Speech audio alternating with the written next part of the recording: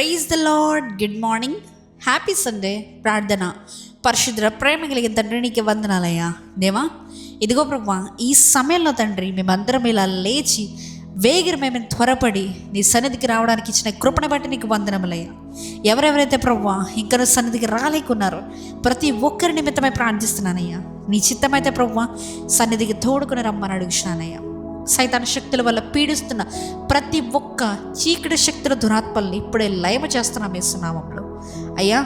ప్రతి ఒక్కరికి విడుదల ప్రకటిస్తున్నామయ్యా.